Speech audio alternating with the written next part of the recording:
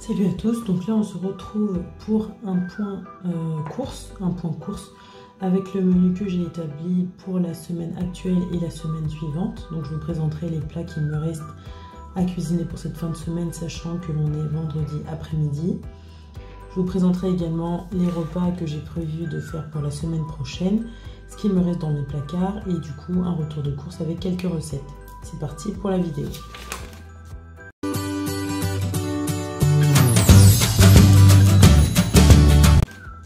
Salut à tous, je suis Lucia et sur ma chaîne on parle de cuisine faite maison, d'organisation et de ménage. Alors donc aujourd'hui pour commencer je vais vous présenter la liste de mes menus pour la semaine. Donc là on était vendredi après-midi, ce qui était prévu pour le vendredi soir c'était de passer commande puisqu'on s'autorise une commande par semaine. Pour samedi midi, donc après avoir récupéré les courses, il était prévu de faire cake, lardons olives avec des carottes râpées. Le samedi soir, donc il était prévu de cuisiner l'un des repas qui n'a pas été cuisiné pendant la semaine, puisque ça arrive toutes les semaines ça. Le dimanche midi, il était prévu de cuisiner du riz jonjon avec de la dinde. Et le dimanche soir, il était prévu de manger les restes avec des toasts rillettes s'il n'y avait pas assez de restes.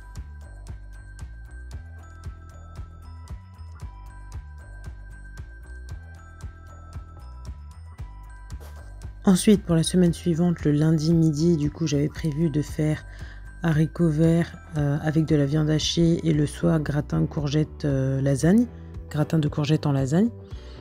Du coup, j'avais prévu un repas pour le midi et un repas pour le soir pour chaque jour. Et finalement, il y a pas mal de repas qu'on n'a pas fait puisque on est chacun retourné à nos activités dès le lundi. Donc, mon mari et moi au travail et les enfants à l'école ou chez la nounou. Du coup, ce qui faisait que on prenait voilà, des gamelles, mon mari et moi, pour le déjeuner, pour ma fille aussi, mais mon fils lui mangeait à la cantine. Et en général, voilà, quand on est à l'extérieur de la maison, on mange moins que quand on est à la maison. Du coup, ce qui fait que, parce qu'on mange aussi plus de fruits, on mange aussi, voilà, on emmène un dessert, on emmène pas mal de choses, et ce qui fait que, voilà, on mange moins pour le déjeuner, ce qui fait qu'on a cuisiné plus qu'un repas par jour, et il arrive aussi que parfois on déjeune avec nos collègues le midi. Voilà, ce qui fait que voilà, on a cuisiné plus qu'un repas par jour, donc on a cuisiné beaucoup, enfin j'ai cuisiné beaucoup moins que ce qui était prévu. Donc, mais par contre le mardi, du coup j'avais prévu poulet pommes de terre et des restes pour le mardi soir. Mercredi j'avais prévu cassoulet et lasagne végétarienne avec de la ratatouille, bon qui sont plutôt transformés en blé ratatouille. Jeudi j'avais prévu de faire un sauté de porc avec qu'on allait manger du coup avec le reste de féculents de la veille. Jeudi soir une soupe potiron lait de coco curry. Vendredi donc on avait prévu de manger les restes et une pizza chèvre faite maison évidemment. Le samedi midi du coup de manger des plantains frits avec un sauté de veau. Samedi soir du coup j'avais prévu de cuisiner l'un des repas qui n'aurait pas été cuisiné du coup en début de semaine puisque ça arrive absolument toutes les semaines. Et le dimanche après-midi du coup nous étions chez mes parents, donc nous n'avons pas eu à cuisiner à la maison. Alors donc dans mon frigo il ne me reste pas grand chose. Il reste encore quelques haricots verts avec un reste de blé charcuterie qu'on a cuisiné pour ce midi. Et au final c'est tout, un paquet de rillettes, un paquet de feuilletés, de pâtes feuilletées.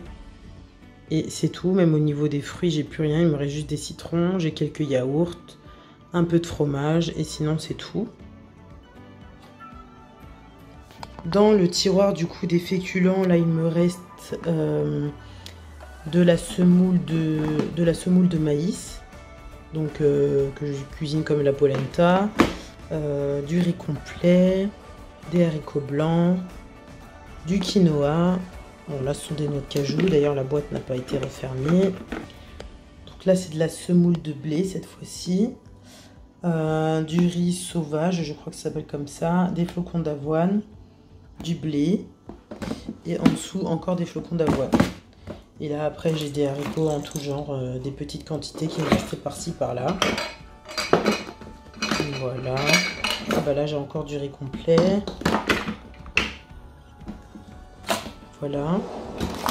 J'ai oublié le congélateur, il me reste 2 paquets de bacon fumé.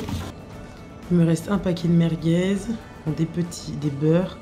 Et là ce sont, des préparations d'épices que j'ai faites. Là j'ai, bon mon congélateur n'est pas du tout rangé, mais là j'ai du coup les pommes de terre que j'ai déjà assaisonnées. Encore des épices pour du poisson. Mon fromage râpé que je garde toujours au congélateur et que je décongèle petit à petit. Là j'ai quelques viennoiseries du coup qu'on avait pris pour l'isolement, pour les petits isolements. Et pareil pour les pains au chocolat. C'était un petit plaisir. Là j'ai du pain congelé, des fruits rouges, un reste de haricots pour le coquille. Et ici, donc là j'ai la chaussette pour les bobos des enfants. Donc là j'ai un reste d'épinards, un reste de carottes et un reste de champignons. Ici il me reste 3 boîtes de sardines, une boîte de pois chiches que j'avais acheté pour faire du houmous mais j'en ai jamais fait finalement, enfin pas encore, une boîte d'olives, une boîte de flageolets, une boîte de lentilles, une boîte de haricots blancs, une boîte de haricots rouges, des amandes, du spéculoos concassé, de la noix de coco râpée, 2 briques de crème entière semi-épaisse, et des noix de pécan, ainsi que des amandes effilées. Et dans mon dernier placard, il me reste quasiment rien en haut, puisque là au fond ce sont des confitures, du café, des choses comme ça, le sucre, le chocolat. Là il me reste du pain de mie, du coup encore là et là. En bas, rien en fait, rien à manger. Il y a des boissons, une boîte de céréales qui date de je ne sais plus quand et qui sera mangée je ne sais pas quand. De la farine, du maïs pour les pop-corn. Ça par contre, ça peut agrémenter un repas. Je crois qu'il en reste que 2. Des galettes, comment ça s'appelle, des wraps de blé. Des wraps de blé. La fin d'un paquet de spaghettis et après les huiles, les vinaigres, les choses comme ça. Donc là, je n'ai rien à manger en fait. Rien pour constituer un repas, sauf les wraps et le pain de mie. Voilà. Donc là, vous avez pu voir que dans mon frigo dans mon congélateur, dans mon placard où il y a les aliments secs ainsi que dans mes tiroirs, il n'y a plus grand chose à manger, sauf voilà il me reste des merguez, il me reste des épinards, des carottes, des champignons au congélateur. Dans mes placards, il me reste un peu de féculents, que ce soit la semoule de blé, que ce soit la semoule de maïs, les haricots, lentilles, haricots rouges, haricots blancs, wrap, pain de mie. Mais au niveau protéines, il me reste une dizaine d'œufs sur mon frigo. Et dessus mon frigo, c'est là que je les stocke. Mais sinon, c'est tout. Donc là, il est temps d'aller faire les courses. Même au niveau yaourt, j'ai plus grand chose pour les enfants. Donc là, je n'ai pas refait dernièrement, mais je pense bien reprendre d'ici peu. Donc du coup, voilà pour l'état de ce qui me reste dans mes placards. Voilà mon menu établi pour la semaine. Et je vous montre en seconde partie de vidéo, du coup, mon retour de course avec tout ce que j'ai prévu pour cuisiner les repas de la semaine, ainsi que quelques recettes. Alors, donc voilà mon retour de course. Donc au niveau des surgelés que je vais vous montrer tout de suite, j'ai pris des poireaux émincés, des oignons émincés, des poivrons en lanière, des haricots verts et un mélange ratatouille. Donc celui-ci par contre il est déjà cuisiné, c'était pas exactement ce que je voulais. Moi je voulais un mélange de légumes pour ratatouille mais pas un mélange déjà cuisiné. Donc bon là il marque sans arôme, sans colorant, sans conservateur, mais c'était pas ce que je voulais. Donc la prochaine fois je ferai plus attention.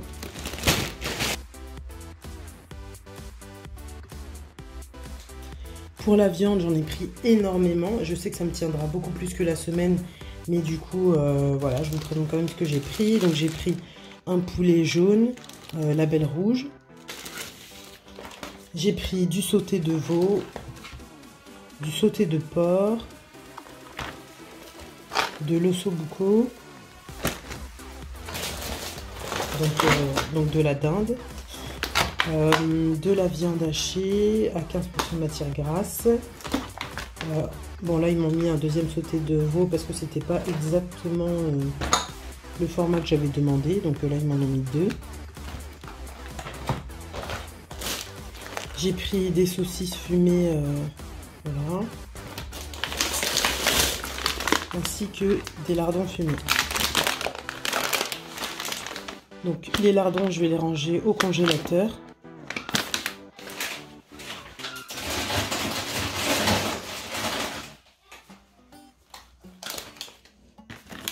La viande hachée, du coup, c'est pour lundi, donc je vais pas la ranger. Je vais pas la ranger au congélateur, je veux dire. La dinde non plus, c'est pour demain, donc je vais pas la ranger non plus au congélateur. Je vais la mettre au frigo. Les saucisses, du coup, je vais les utiliser mercredi pour faire mon cassoulet, normalement. Le sauté de veau, c'est pour samedi prochain. Donc ça, par contre, je vais mettre au congélateur. Et le sauté de porc, c'est pour jeudi. Donc je vais également mettre au congélateur, je pense. Parce qu'ils disent à consommer jusqu'au 9, sachant qu'aujourd'hui, nous sommes le 8. Ouais, non, je vais mettre au congélateur. Le sauté de porc ainsi que le sauté de veau vont aller au congélateur. Et les saucisses, par contre, je vais les laisser au réfrigérateur. Et puis si jamais le cassoulet, je ne le fais pas, du coup, je mettrai au congélateur.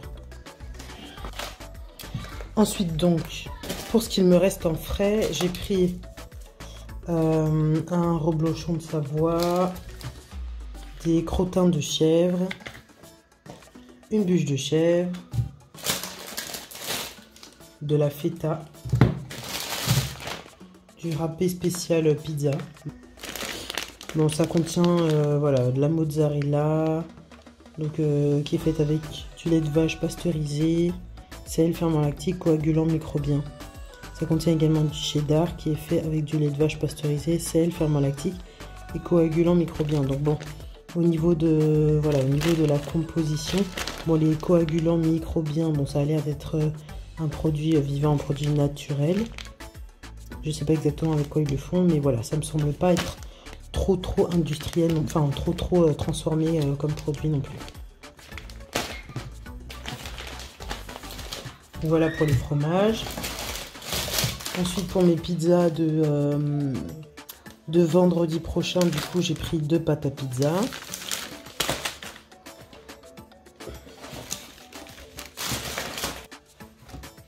Ensuite, pour les autres produits frais, j'ai pris 8 yaourts au lait entier à la vanille, ainsi que des yaourts à boire. Bon, je pensais pas qu'ils étaient si petits, mais bon, ça ira quand même. Il y en a 8 également. J'ai pris de la crème entière fluide à 30% de matière grasse et de la béchamel pour mon gratin de courgettes en lasagne.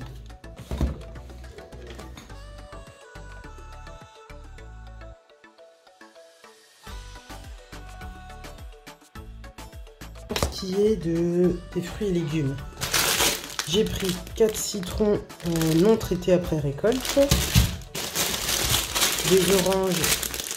des oranges non traitées après récolte également, 5 kiwis,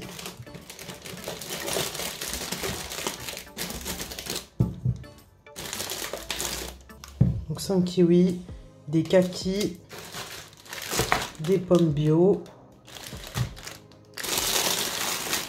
Et j'ai pris du coup aussi des compotes en gourde. Ça, j'ai été les rechercher dans le magasin puisque je les avais oubliées dans mes courses. Du coup, j'avais oublié voilà, quelques petites choses dans mes courses puisque j'avais fait ces courses en ligne le premier lundi du coup où on a été isolé. Enfin plutôt le lundi 3. Puisque je pensais qu'on allait rester en isolement jusqu'au 15. Puisque mes enfants, voilà, les enfants devaient rester en isolement 17 jours. Je pensais qu'on allait rester en isolement jusqu'au 15 et que donc du coup, mon fils ne retournerait pas à l'école lundi, mais plutôt lundi de la semaine prochaine, la semaine suivante. Donc du coup, ça c'est un produit que j'utilise surtout pour mon fils pour l'école, pour qu'il puisse avoir une compote pour le goûter. Et donc du coup, je les avais pas mises dans mes courses. Donc là, comme finalement l'heure du retour à l'école a été avancée, du coup, j'avais besoin de ce produit-là. Donc voilà pourquoi je suis retournée le chercher en magasin. Au niveau légumes frais, du coup, au niveau légumes frais, j'ai pris des courgettes, un filet de courgettes et des carottes. C'est tout ce que j'ai. Ainsi que 2 avocats.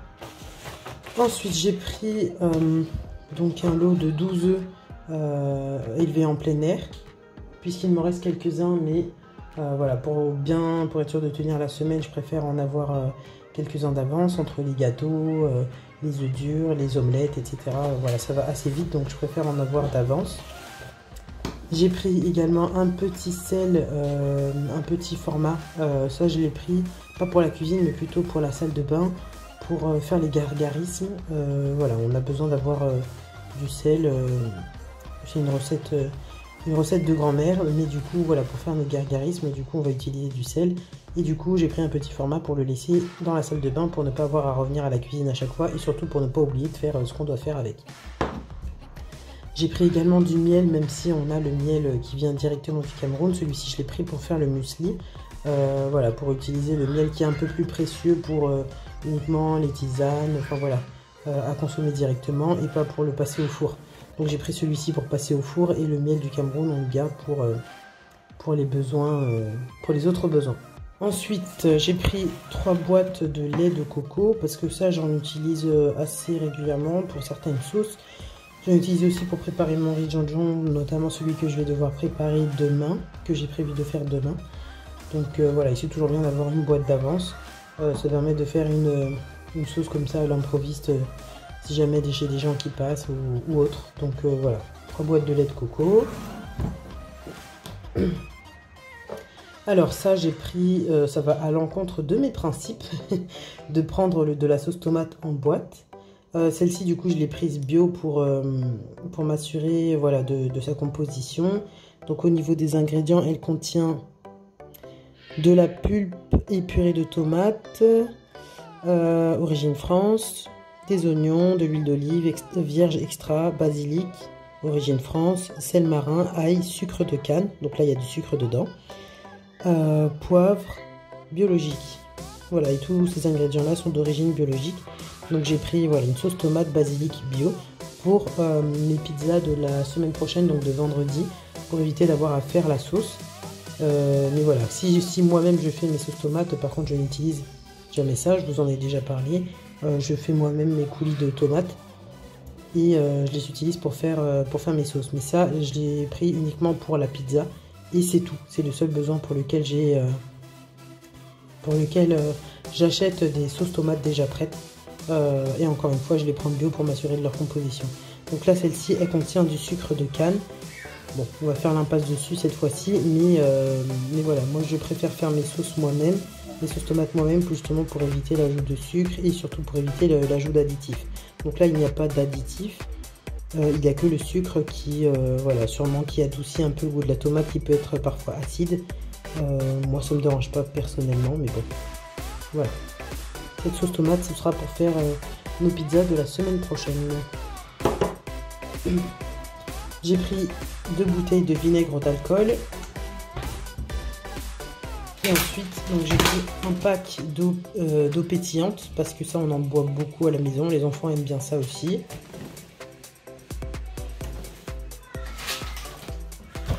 J'ai pris un pack de lait demi-écrémé. En ce moment, on prend plutôt du lait entier, mais ça, encore une fois, c'est quelque chose que j'avais oublié dans ma commande, donc du coup, j'ai dû l'ajouter. Enfin, j'ai dû aller chercher en direct dans le Auchan, et du coup, il n'y avait plus de lait entier, donc j'ai pris du lait demi-écrémé.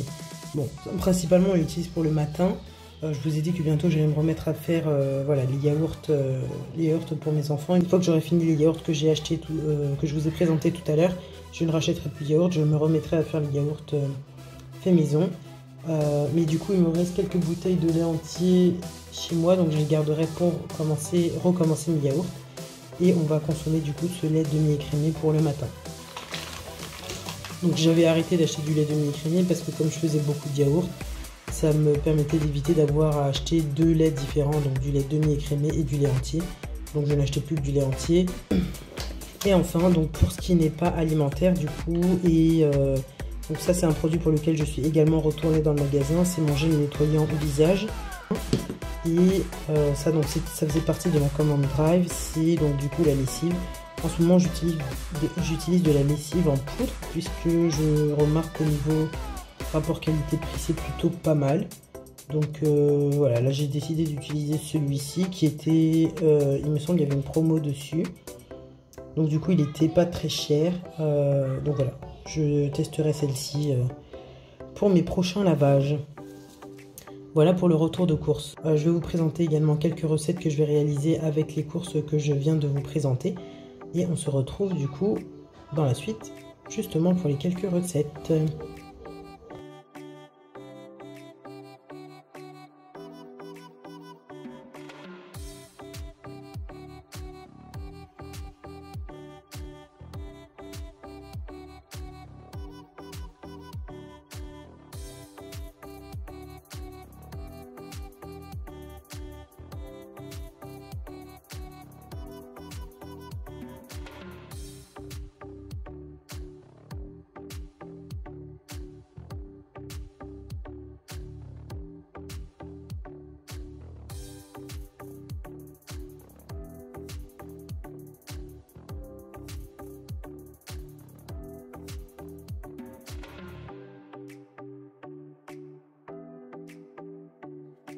Et c'est parti pour la première recette. Alors la première recette, donc c'était les lasagnes de courgettes. Les lasagnes aux courgettes, donc du coup j'ai un peu revisité par rapport à ce que j'avais pensé faire au début. J'ai ajouté de la viande hachée. Donc j'ai mis dans une casserole de la viande hachée, des épices qui viennent de mon bocal d'épices, de l'ail en poudre, de la moutarde, du sel, du poivre et de l'huile d'olive, ainsi que une petite pincée de gingembre moulu, et j'ai laissé cuire le tout.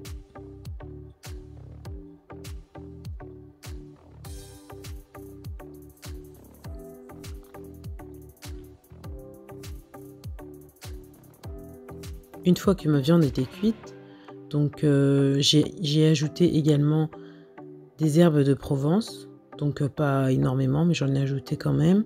Donc pendant que ma viande finissait bien de cuire, j'en ai profité pour couper mes courgettes, donc en petits dés. Donc j'ai coupé 3 grosses courgettes. Voilà, c'est un moyen qui permet de faire manger des légumes aux enfants assez facilement parce que le format lasagne, en général, ils aiment beaucoup ça. Mais du coup... voilà, moi je sais que les miens, en tout cas, quand ils voient quelques légumes dans les lasagnes, ça les dérange absolument pas d'en manger. Alors que pour d'autres repas, ils pourraient trier les légumes et les laisser de côté. Là, voilà, le fait de voir ce format en lasagne, ça leur plaît beaucoup.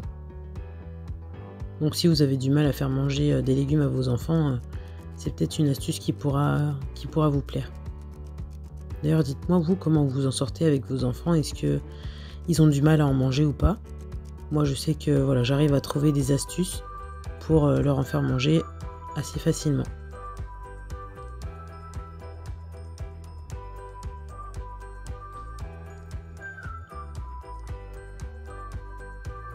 Donc là, j'avais ma fille qui avait décidé de m'accompagner pour ce repas-là. Donc elle était venue dans la cuisine, du coup. Je l'ai installée à côté de moi pour qu'elle puisse regarder ce que j'étais en train de faire. Bon, Du coup, le danger avec les enfants, c'est qu'il faut faire très attention, hein, surtout avec les couteaux gros comme je les avais là, gros comme je l'avais. Du coup, voilà, je l'ai remis dans le lavabo aussitôt que j'avais fini de l'utiliser pour ne pas qu'elle se coupe. Donc là, du coup, une fois que ma viande est cuite, je la sors de la casserole et j'y ajoute directement mes courgettes sans même nettoyer la casserole pour que ça s'imprègne également du jus de la viande. J'ajoute dans mes courgettes du coup un filet d'huile d'olive, du sel,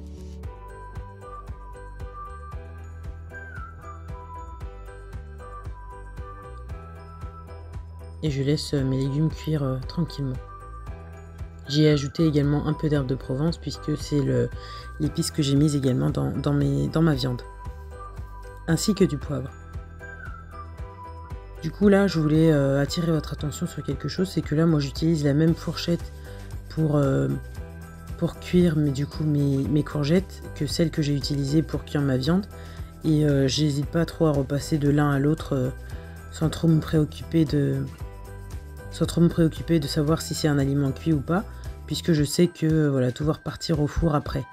Mais si vous cuisinez des aliments cuits, puis qu'ensuite vous avez des aliments crus à côté qui ne sont pas encore cuits, faites attention du coup à ne pas contaminer vos aliments cuits pour éviter, éviter de prendre les bactéries qui se trouvent dans les aliments crus et les remettre dans les aliments cuits.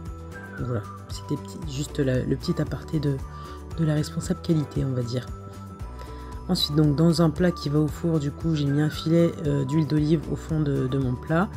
J'ai ajouté des feuilles de lasagne, de la béchamel. Donc là j'avais acheté de la béchamel industrielle, mais il m'arrive souvent de faire la béchamel directement. Enfin, c'est pas une béchamel que j'utilise pour faire mes lasagnes. En général, c'est plutôt un mélange de crème fraîche avec de la muscade, du sel, du poivre. Et voilà, c'est ce que j'utilise en général, mais parfois voilà, j'achète de la béchamel déjà prête.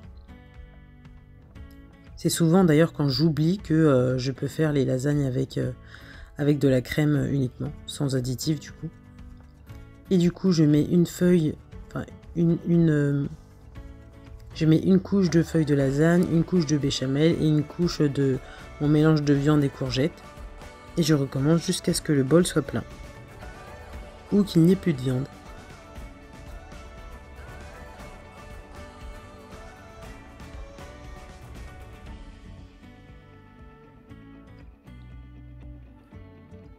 Et je termine donc avec une couche de lasagne, une couche de béchamel et une couche de viande, donc avec la viande qui me restait dans ma casserole.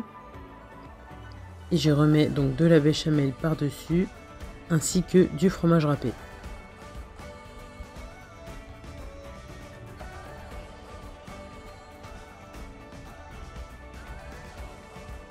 Donc moi, comme je vous montrais tout à l'heure, mon fromage râpé, je le garde au congélateur pour éviter qu'il ne moisisse au frigo.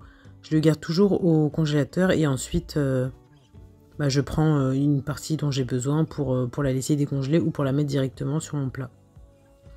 Donc là, une fois que mes lasagnes étaient montées, j'y ai mis donc une feuille de cuisson et une feuille de papier d'aluminium pour pouvoir passer à la cuisson. Et une fois que tout était cuit, j'ai récupéré une partie pour en mettre dans les gamelles du lendemain. Et le reste, c'est resté pour le lendemain soir. Pour le dîner du lendemain soir, puisque je prépare la veille le dîner du lendemain. Et mes enfants se sont régalés. Ensuite, on passe à un plat de blé ratatouille. Donc celui-ci, c'est un plat végétarien. Et donc, comme je vous le montrais dans le retour de course, je me suis trompée en fait en achetant mes légumes pour ratatouille. Moi, je pensais acheter un mélange de légumes pour ratatouille, alors qu'en fait, j'ai acheté un plat cuisiné. Donc un plat cuisiné de ratatouille. Du coup, j'y ai quand même mis de l'huile d'olive et j'ai ajouté un peu d'ail en poudre pour pouvoir refaire cuire ma ratatouille. Et dans une autre casserole, j'y ai mis donc du coup de l'eau, du sel et de l'huile d'olive pour faire cuire mon blé.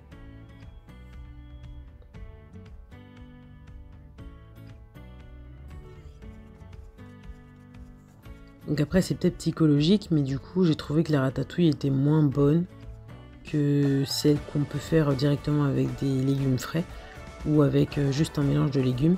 Mais je pense que voilà, c'est très psychologique. Puisque je m'attendais, du coup, du fait que ce soit un plat cuisiné, je pense que je m'attendais aussi à autre chose, alors que là, les morceaux étaient très gros. Voilà, c'était pas fait de la façon dont je voulais. Enfin bon, il y a un gros aspect psychologique dans ce que je dis, mais du coup, je l'ai trouvé moins bonne.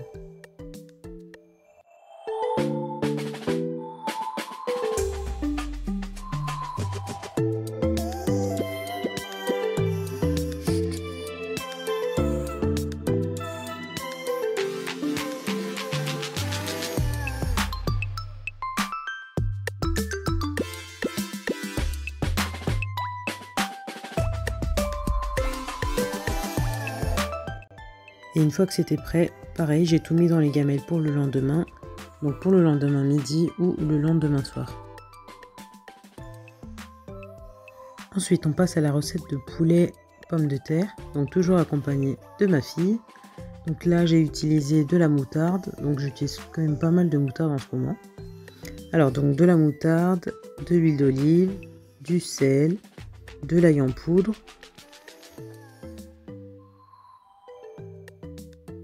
J'ai utilisé aussi une moitié de citron, donc le jus d'une moitié de citron. J'ai ma fille qui voulait goûter la moutarde, je lui ai dit que c'était assez risques et périls.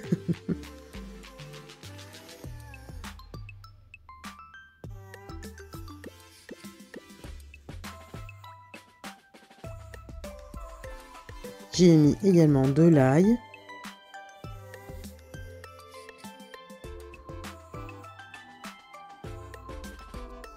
Et donc tout ça m'a permis de faire la marinade de mon poulet, sachant que mes pommes de terre étaient déjà assaisonnées comme je vous l'ai dit.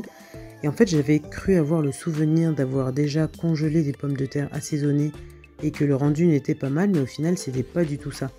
En fait il m'était déjà arrivé d'assaisonner des pommes de terre et de les laisser dans le bas de mon frigo, mais sans les congeler. Tandis que là du coup comme je les avais congelées une dizaine de jours avant, et que je les ai décongelés voilà, tranquillement pendant une journée et demie au frigo. Du coup, il y a pas mal de mes pommes de terre qui ont noirci. Mais bon, c'est pas grave, ça n'a rien changé au goût, c'était toujours très bon. J'ai mis également avec mes pommes de terre du coup des olives que je n'arrivais pas à finir en fait, des olives qui n'étaient pas dénoyautées. Donc je les ai mises avec mes pommes de terre et je suis passée du coup au badigeonnage de mon poulet. Donc moi je choisis en général toujours du poulet label rouge pour m'assurer de la qualité du poulet. Parce qu'on voit tellement de reportages, de choses voilà, sur l'alimentation qui font un peu peur quand même de savoir que le poulet peut être gonflé à l'eau, qu'il peut être bourré d'hormones pour grossir plus vite. Enfin moi ça me rassure pas du tout de savoir que je pourrais donner un poulet comme ça à mes enfants. Du coup je préfère acheter du poulet label rouge. Bon après ça me garantit pas à 100% les qualités les qualités d'élevage, mais ça donne quand même une indication sur le sérieux que pourraient avoir les producteurs quoi. Donc je badigeonne mon poulet du coup avec la marinade que j'ai préparée juste avant et je le mets dans le plat pour aller au four. Et bon, comme je suis une parano du poulet cru, j'ai toujours peur qu'il y ait des bactéries qui viennent du poulet cru qui nous contaminent. Du coup, j'ai même pas encore mis mon poulet au four que je suis déjà en train de nettoyer le plan de travail. Enfin bon, ça c'est juste une de mes petites folies. Une fois que du coup j'ai mis tout ce qu'il fallait dans mon plat, je recouvre avec un papier cuisson et un aluminium pour aller au four. Et je viens de finir de coucher les petits, je suis un peu fatiguée mais bon, il me reste encore la vaisselle à faire et à finir de ranger la cuisine. Je ne sais pas si vous voyez l'état derrière moi, j'ai encore un gâteau à finir. Là j'ai fait chauffer les œufs au micro-ondes parce que c'était des œufs... j'ai fait chauffer au micro-ondes le beurre, pardon, parce que c'était des beurres congelés. Je suis un peu fatiguée. Et il me reste ensuite la vaisselle à finir. Rien du tout. Je sais pas si vous voyez derrière moi le tas de vaisselle qu'il y a à faire. Voilà. Ensuite j'irai. Voilà. J'irai passer un coup de propre sur la table à manger qui est dans le salon. Et je pourrai aller me reposer. Donc là, du coup, il fallait que je finisse le gâteau pour le goûter de mon fils, puisque je me suis mis comme challenge de n'acheter aucun produit, enfin aucun pain d'épices, aucune madeleine déjà préparé dans le commerce, de faire du coup les goûters de mon fils moi-même. Et pour m'encourager un peu, donc il y a une youtubeuse que je suis très très régulièrement, qui s'appelle Stéphanie Mbida, qui est une entrepreneuse du coup, et donc pour me motiver à finir mon gâteau, du coup j'ai décidé de suivre l'une de ses vidéos. Sauf que j'ai pas arrêté d'être interrompue par les appels des enfants, que je venais de coucher, qui voulaient ceci, qui voulaient cela, qui voulaient sortir du lit, etc. Du coup, voilà, j'ai continué mon gâteau tant bien que mal, en faisant beaucoup de pauses, en mettant partout. Mais bon, voilà, c'est la vie d'une maman qui a décidé, qui fait des choix, et du coup, j'avais fait le choix, voilà, de faire les gâteaux moi-même, donc je m'y tiens, et je continue à gérer la tête haute. Donc je sais pas vous, est-ce que vous vous êtes mis certains challenges concernant la cuisine? Moi je sais que bon, c'est quelque chose qui me plaît tellement que du coup ça fait partie aussi des choses sur lesquelles je me mets des objectifs pour m'améliorer encore. Donc là j'avais décidé de faire un gâteau du coup au chocolat, donc je n'utilise plus de tablette de chocolat, j'utilise du chocolat en poudre, donc du cacao maigre directement, et c'est vraiment super bon avec le cacao. Ça change du coup des tablettes de chocolat parce que c'est pas du tout sucré en fait, c'est pas du tout sucré, mais voilà, je mets la dose de sucre qu'il faut. Donc si vous voulez, je vous remettrai une recette en barre de description ou même dans le petit i. Mais en gros, mes gâteaux, ils sont faits avec 14 cuillères de farine, 12 cuillères de sucre. Enfin, ça, c'est la recette de base, mais après, moi, je modifie selon mes envies les quantités. 4 œufs, un sachet de levure chimique, 10 cuillères de lait. Et pour le beurre, par contre, c'est complètement à l'œil. Voilà donc le résultat de mon gâteau terminé. Donc il était vraiment super bon avec le cacao, je vous dis... je vous conseille d'essayer parce que c'était vraiment bon. Et à la fin, donc voilà l'état de ma cuisine. Donc comme je vous l'avais montré, il y avait encore la vaisselle à faire. Mon mari m'a donné un coup de main pour finir cette soirée. Du coup voilà, j'ai fini par tout ranger, nettoyer la cuisine, mais du coup il m'a aidé avec la vaisselle. Donc voilà, j'espère que cette vidéo vous aura plu. Elle était un peu plus longue que d'habitude. J'espère que le format vous plaira quand même. Donc je vous referai bientôt des vidéos motivation ménage parce que je sais que c'est le genre de vidéo que vous appréciez. Et bon, le ménage de toute façon c'est vraiment quelque chose qu'on fait régulièrement. Donc pourquoi pas partager ensemble et pourquoi pas se motiver ensemble. Donc je vous en referai très très bientôt. Et je vous dis à très bientôt pour une prochaine vidéo. Et n'oubliez pas de me dire en commentaire si vous vous êtes mis des objectifs concernant la cuisine, que ce soit la cuisine faite maison ou pas.